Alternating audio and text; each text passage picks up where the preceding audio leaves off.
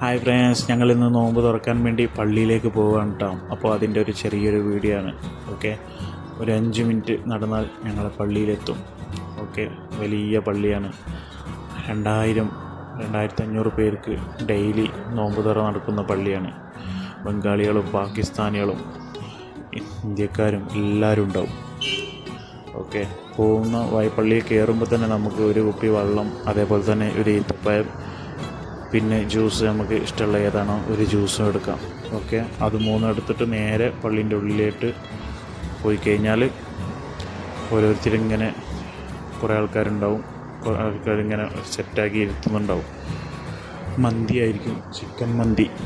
അപ്പം ഒരു മന്തിൻ്റെ ഇതിൽ 7 പേരാണ് ഇരിക്കുക. ഒരുപാടുണ്ടാവും. എല്ലാവർക്കും കഴിക്കാൻ പറ്റിയ രൂപത്തിൽ 7 പേർക്ക് ഉഷാറായിട്ട് കഴിക്കാൻ പറ്റിയ മന്തി ആയിരിക്കും.